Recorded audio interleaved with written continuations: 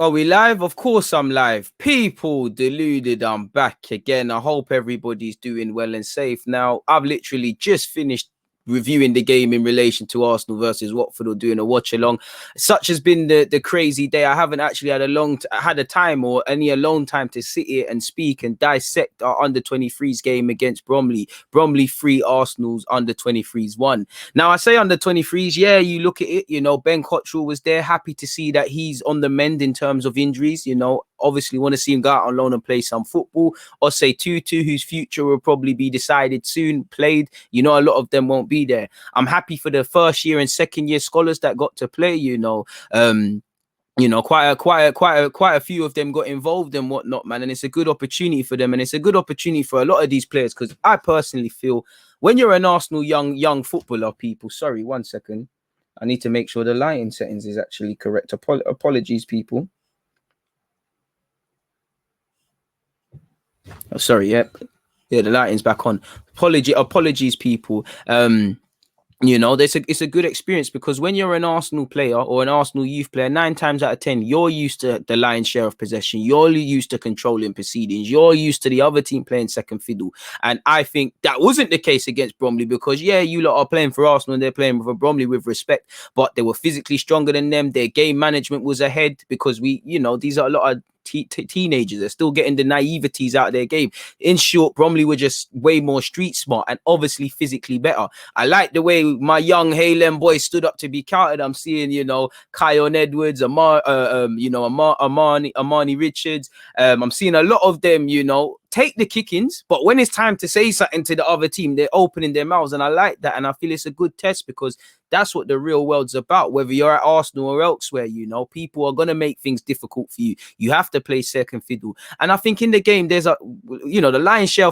Second half, in my opinion, we did a bit more. But first half, it was kind of all Bromley, or we were in the game. We weren't out of it, but they were the stronger team. And I think in life, you need to be able to deal with being humble, being second fiddle. And in a footballing sense, you've got to, for these Arsenal players. And it's about being humble, knowing you're not controlling the game, but making sure you're not out of it.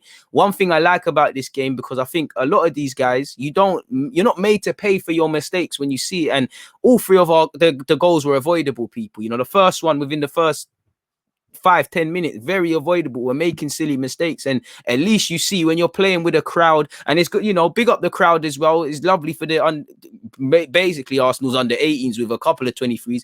Good for them to play in front of a crowd. Obviously, it's good for both sets of teams to have a crowd, because it's the closest you're going to get to replicating things at this level for a lot of them.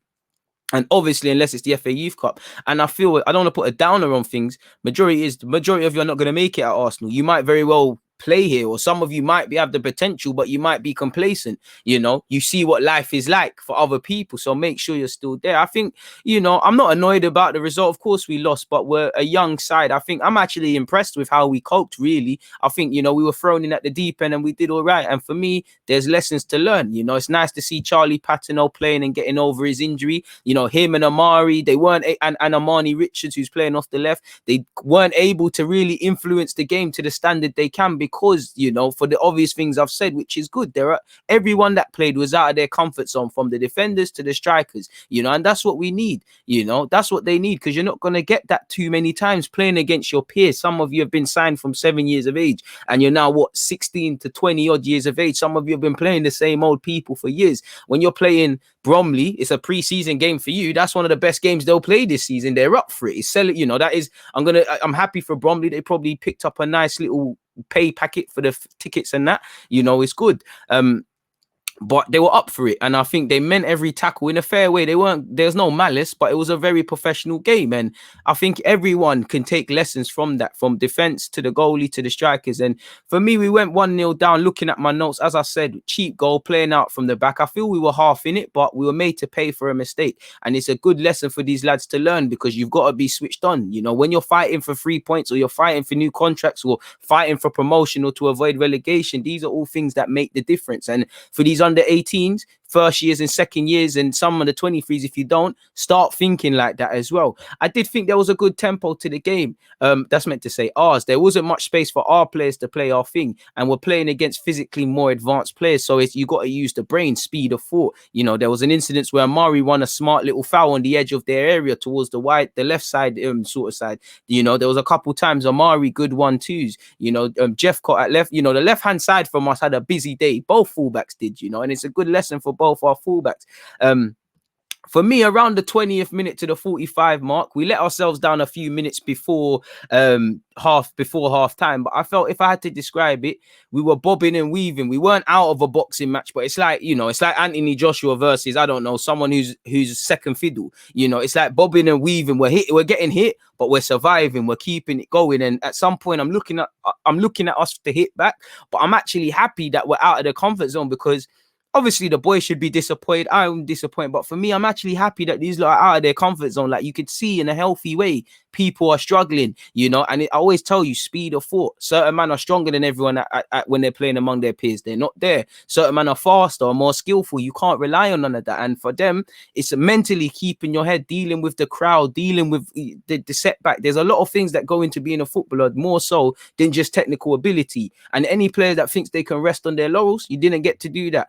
We're not hurting them, if I'm honest with you, but we are trying to put up a fight. I felt they were the stronger team, but it was quite an even contest with them being the stronger side.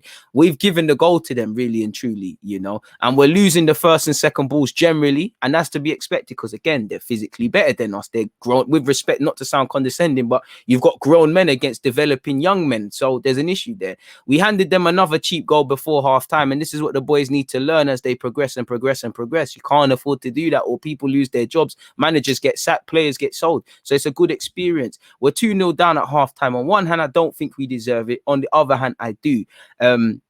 I did think our positioning / team shape in the last 10 minutes was quite concerning. I didn't think we could hold on to the ball and play our way at halftime. We had to cope without the ball for large periods, which again helps with focus, helps with concentration, should help with street smartness. I felt towards the end of the first half, we kept falling asleep at set piece routines, and this is where street smartness is required. I'm a fullback, so I'm going to feel sorry for the fullbacks. I think the fullbacks had a busy day. I think in short, we held our realms, but this is the fine margins. This is how cutthroat football is. This is the real world, and you know, a lot of other players couldn't do it as well, but we equipped ourselves quite well, and we did our thing. We did what we could, really and truly, man. We put ourselves about, really, man. I'm gonna be honest with you, man. You know, obviously second half, again, probably third goal, sorry, you know, obviously, sorry, as expected, changes to the team. We basically, you know, we put up a fight in it. Second half was basically 1-1. It's 3-1, but it's basically a fight. Third goal was probably the worst goal we conceded against the run of play, failing to clear our lines properly. I'm going to be honest, it was very Sunday League-esque. This highlighted, you know, young boys against grown men, if I'm completely honest with you. I did feel some of the subs really injected something, and I've said it before, I really do like Cozier-Duberry. Again, his name isn't spelt right there. I don't know why it's done that there, but he reminds me of, I don't know, man. I like him. He was, you know, against grown men. He was coming in on that right hand side. He scored, and it was a good finish. You know, it was a good finish from relative range. They handed a cheap goal to us. A good finish with his left peg. I think he was taking on men. He was playing with his head up. He weren't overruled by the occasion, whether that be the fans, the players they're playing, whatever the occasion. I think he deserved his goal in it, but forget his goal. I think he worked hard, and he got 18 minutes here and there last season, like with Bradley Ibrahim, who indirectly was involved for the goal as well. I think, you know, he's a good player, and I'm keen to see, you know, him, Amari Richards, Bradley, a couple, you know, there's bare first year scholars that I like, people, but in particular, them lot. Takeaways from the game, nice to see Patino is fit again. Like I said, in general, it was a good experience for the players. You know, nice for the 18s to get it, you know, even Sango was there as well. It was feisty at times, man. You know, I saw these three individuals all have a little handbag, Richards, Hutchinson and Edwards. I love it, because this is what football's about.